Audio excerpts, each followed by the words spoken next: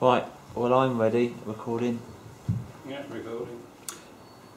Hi there, I've been asked to give a talk on my work. Sorry, Eamon, do you mind starting again? What did I say? I just, right. I have to remember my script now. Sorry, 1, 2, 3. Hi there, I've been asked to give a little talk about my work in the context of Stuckism as much as anything, because I'm a Stuckist painter. But my work is sort of cubistic, it's seen as cubistic, not all of it, but there's an element of my work which is cubistic, shall we say. So I'll deal with that side of things. Sorry, I just knocked the camera over whilst I'm doing this.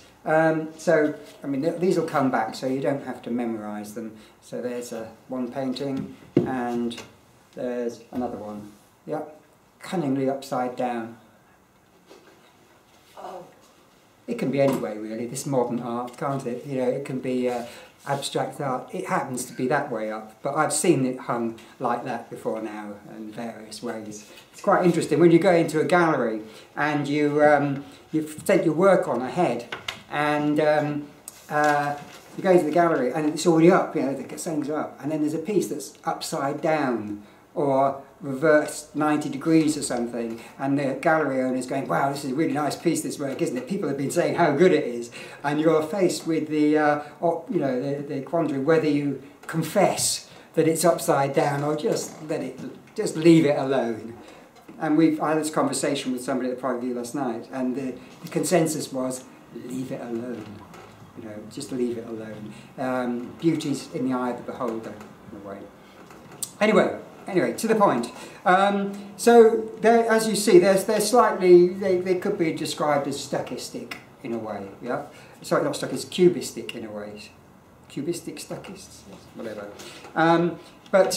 So, I'm quite impressed by the Cubists. I'm quite influenced by early Cubism, specifically that of Braque, Picasso and Gris.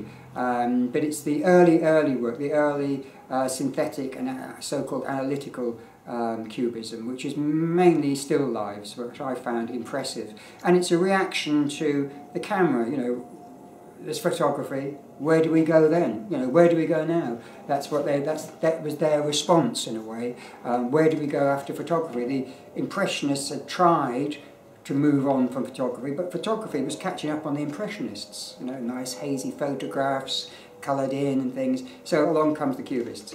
And they had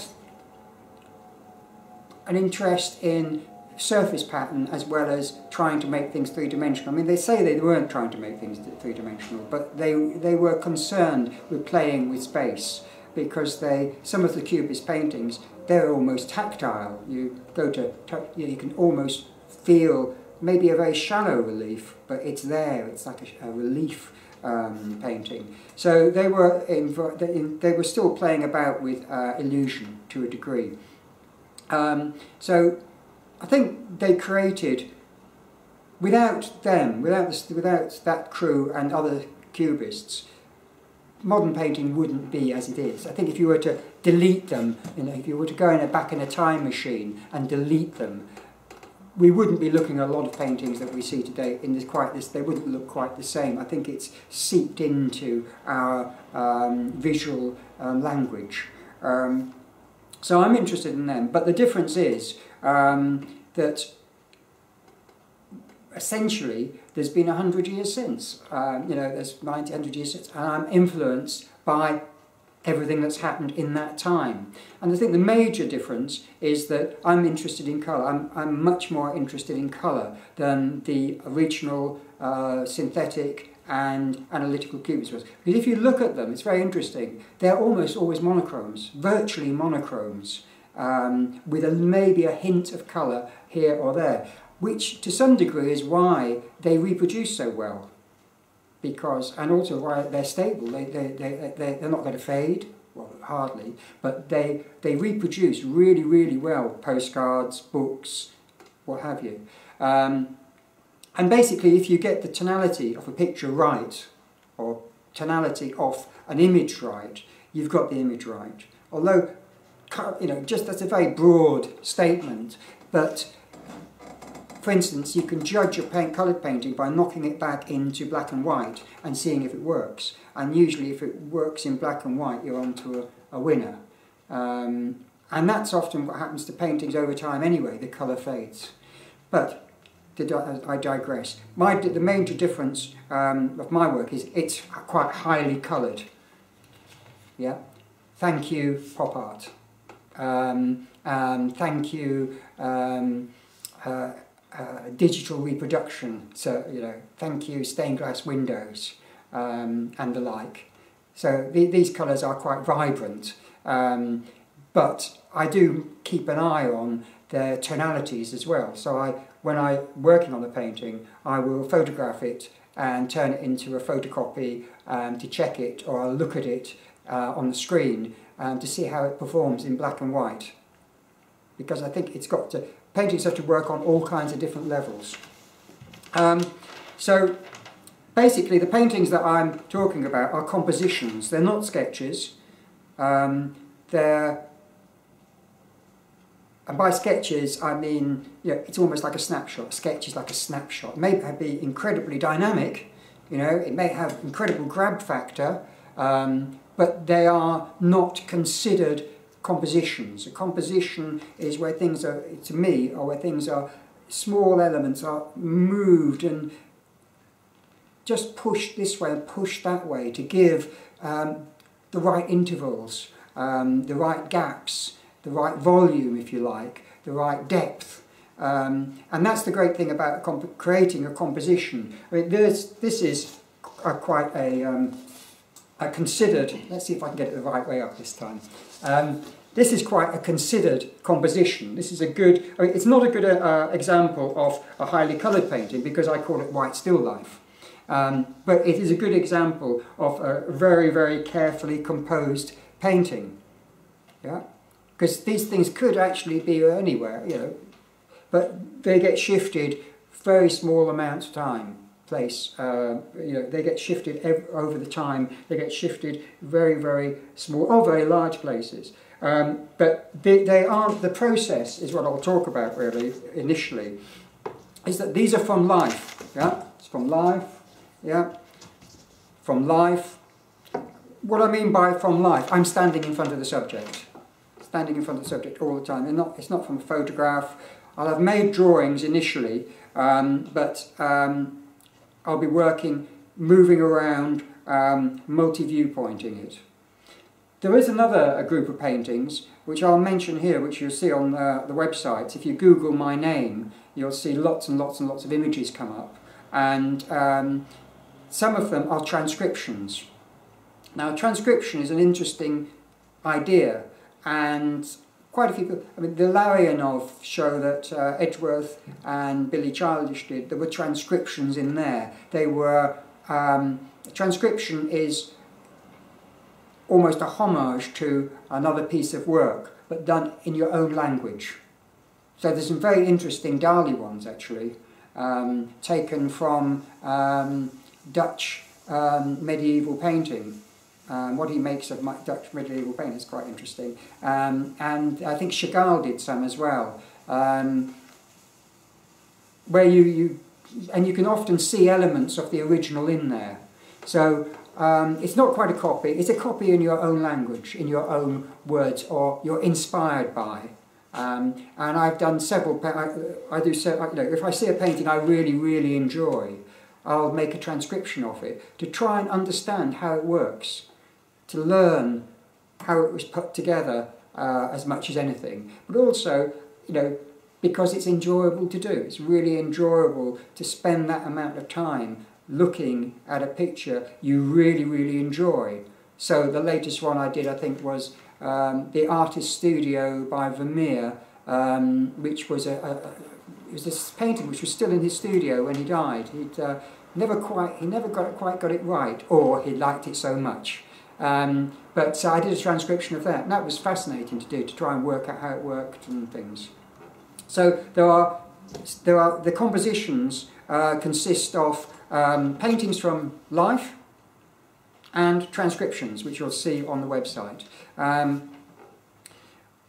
the way I started painting initially is that I look at the shape. It's the shape of the canvas that's, you know, you've got to start somewhere, and so you have to pick, you know, which canvas do you pick, which surface do you pick. I like to choose something quite deliberately, and when I choose one, I look at it in terms of its proportions, in terms of its shape. Yeah, the shape is what's important initially. You know, you don't want something that's like that if you're doing something which is necessarily, although I've done a few like this, but you might not want that if you're going to do a landscape or if you're going to do whatever. And you may not want something that's very, very square if you're doing a human figure. Or, I mean, you might, but generally there are decisions to be made right from that that first point. Now, every shape has a geometric characteristic. There are root 2 rectangles. There are different. There's the golden section rectangle. There are all kinds of different shapes. And interestingly, these shapes give rise to a sort of. It gives the shape its very, very own characteristics, visual characteristics, right from the start. Because the next thing is, once you've got your shape, where do you make the first mark? Where do you start to make these marks? And the shape almost dictates where you make those first marks. And this is called, it's the basis of what's called sacred geometry. And sacred geometry is, I mean, people consider the golden section thing as a sacred geometry. I came across a very interesting instance of this. There's a standard door shape. If you go to builders, a standard door shape in Britain. And it's exactly a golden section plus a square of the golden section on the bottom. It's absolutely to the millimetre. And a lot of standard window shapes and standard door shapes come in geometric proportions that go back to medieval times and beyond. And these were used throughout history to create compositions. But they are, you don't see, you know, hopefully they are completely non-overt. They are lost in the painting themselves.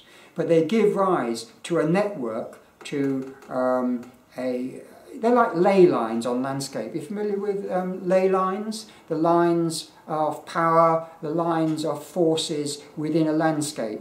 You don't have to believe in it, but lots of people do. It's a moot point as to whether people consciously use geometric systems such as sacred geometry in paintings, but so many works have been found with sketches with them in there. It's pretty certain that people are using these, and it could create a very convenient network to hang a painting on, to start to hang a painting on, to start to work within a composition, because this is the basis, the underlying factors to a composition. So that's the shape of the canvas, and it's the most important thing is it's non-overt. And on this, the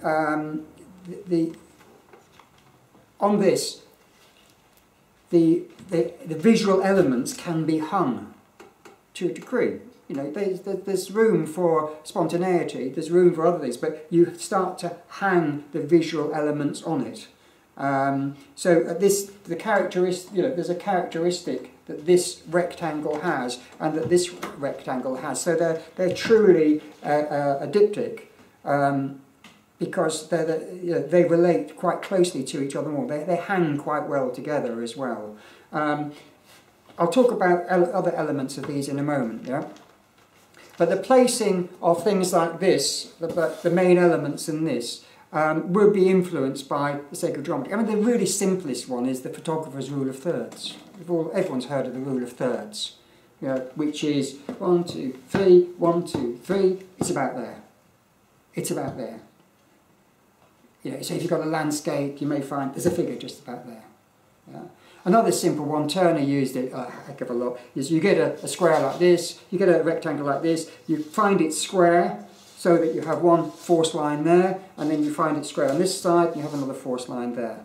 So immediately, you know, you've got the central area mapped out. And as I say, it's not overt, and eventually one can forget about it. You do it so often, and it just happens. I think with Vermeer's paintings later on, he didn't actually bother measuring up or anything. He just had been doing it so much that he naturally put the marks in the places where he wanted them to be, and they relate to these grids. The paintings I paint are made over time. I like to work on them over a period of time. I wouldn't particularly like to do a painting in an hour or half an hour, because that's akin to me to a snapshot, which is fine. You know, there's plenty of people doing snapshots and doing expressionistic type, very quick, very gestural things, but I quite like the idea in a painting of feeling the element of time, of somehow trying to layer in the feeling of time, and to work on a painting over time. You can paint it and then you can go away and something happens in your life, in the world, in the news, and you come back and it goes into the painting. Maybe consciously and maybe unconsciously, but it's there, it's there. The painting is, if it's painted over a few months, even a year, it's a creature, it's a child of those times.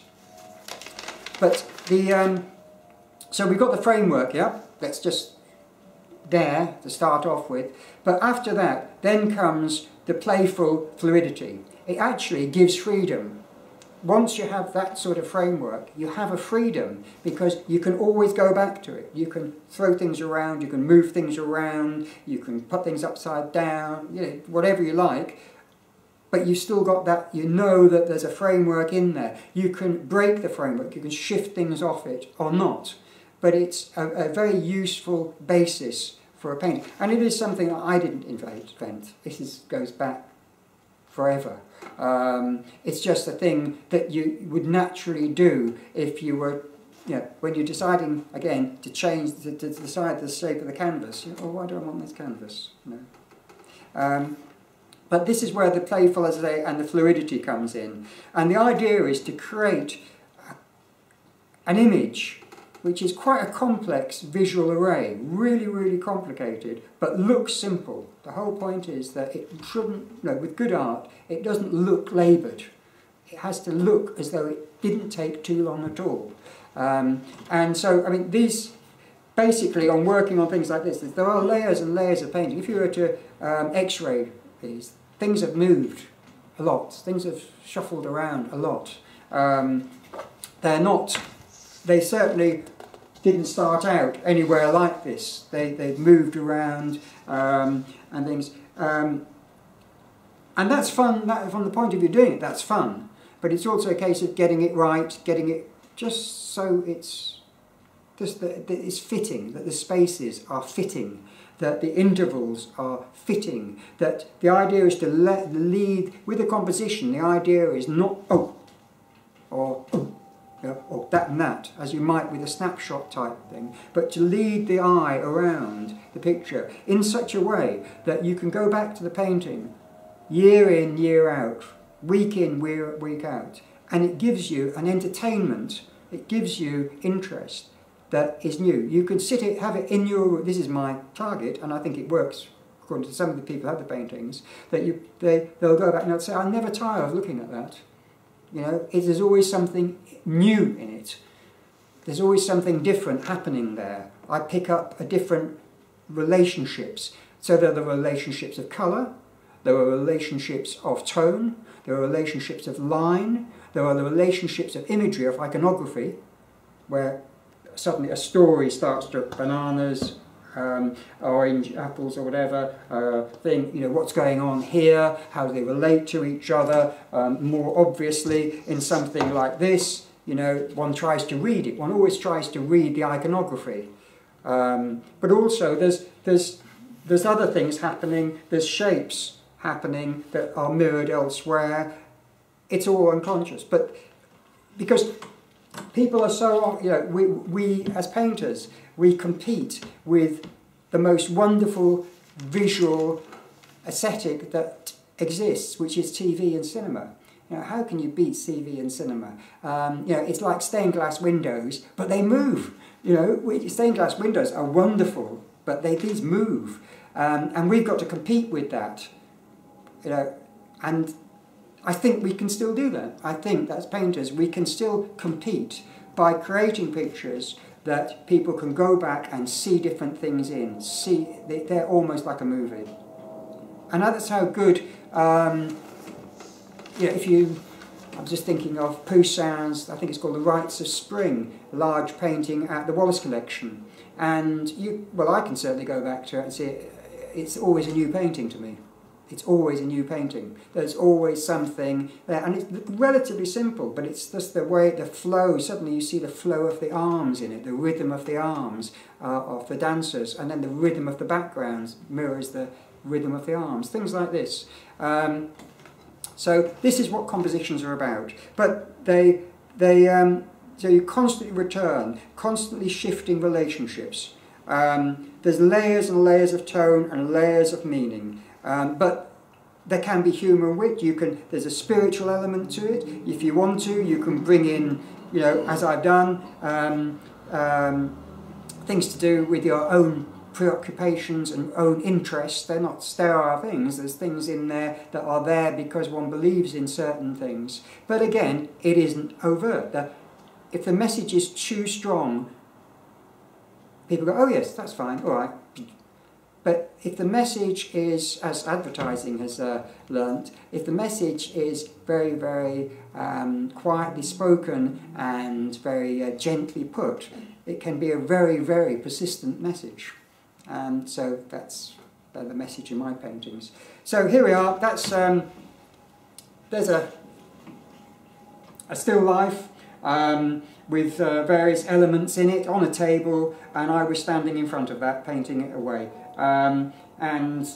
It's, you know, it has considerations for keeping the surface flat, or to keep the integrity of the surface. But it's interesting. It has some of the cubist, what they call holding mechanisms around the edge. They're like blocks to stabilise the central image. You see that quite a lot in cubist paintings. Really, there's a lot to be learned from them. But it's also it's playing with cutting the edge as you would in, say, reporting photography, things like that. And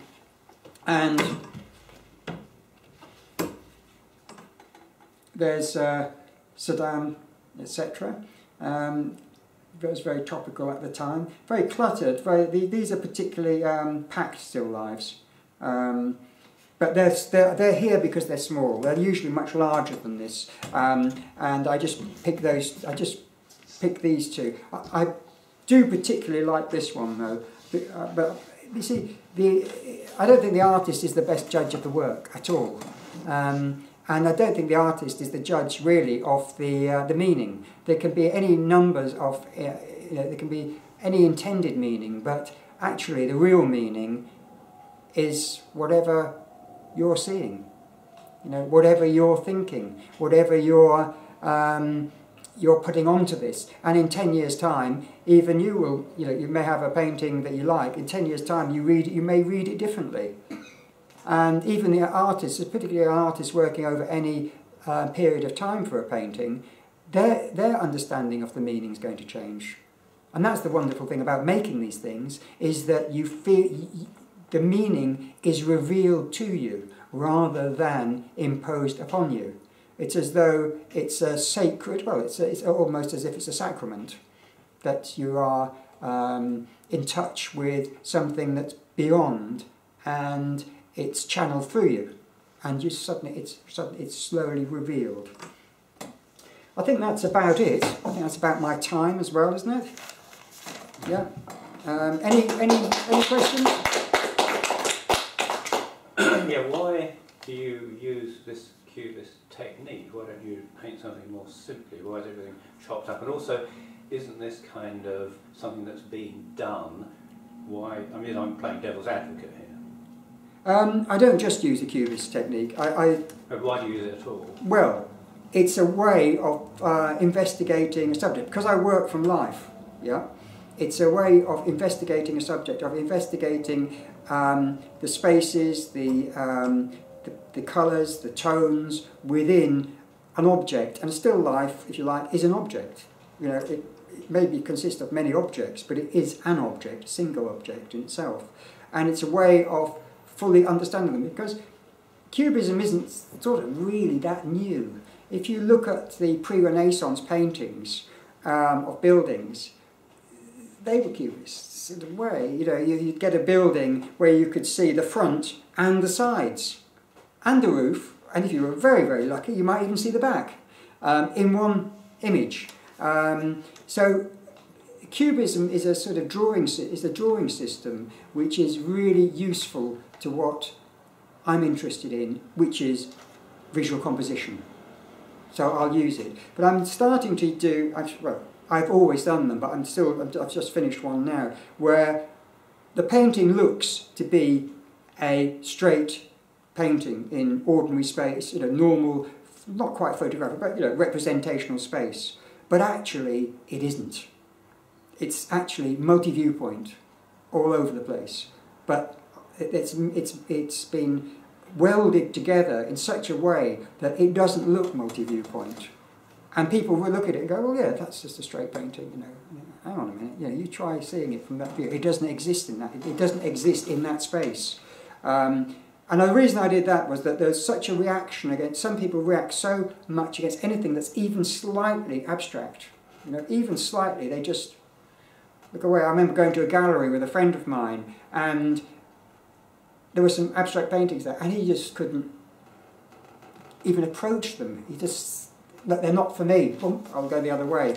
Whereas there are ways around this, but that's not to be discussed here. But that's why I thought I'd put in a few paintings for a few friends of mine who are like that. I'd decided to try creating something which fulfilled my own criteria, but which they didn't. That would please them as well, and it works. It's quite interesting. Any other questions? What about your personal history and how your art's been a part of your life? What, the idea of a painting as being a part of a diary or autobiography? I started painting when I was 10, you know. Oh, right, yeah. Right, because what I thought you meant was that anything an artist does, because an artist does it, it's therefore art. Because there's a type of thinking that, you know, art has to be autobiographical. There are people who make their whole portfolio, all their work is based on personal autobiography. Isn't it? I mean, we've seen this constantly. I find it mostly a yawn. And the idea, it's a very interesting idea, you know, that because I'm an artist, whatever I do is therefore art, which is crazy. I mean, it's corrupt.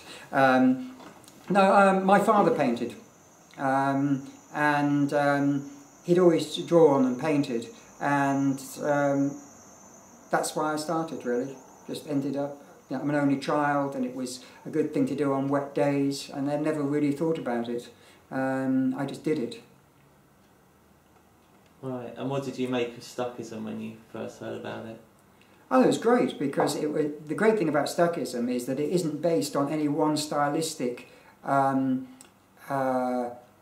image or way of portraying the world, which is pretty crude way of creating a group or defining a group, and it's based on other factors. I don't know if there's time to go into them here, but I don't think there is. But if you look at Stuckism, those of you out there on the internet, if you look at Stuckism, you'll see that there's lots and lots of different pictures, lots of different styles. But and Stuckism isn't defined by the styles of the pictures. It's defined by what the people are thinking and how they're working, what's in their heads when they're doing these things. It's to do with originality, and it's to do with honesty in the image. That no one's trying to make you a fool, and no one's trying to be clever, witty, totally ironic man when they're doing Stuckist paintings, really. You know, there's humour in them. Look at Wolf Howard's paintings, there's great humour in them, but, you know, there's conviction there, and that's the great thing. Anyone else? No. Cut. You've really done it.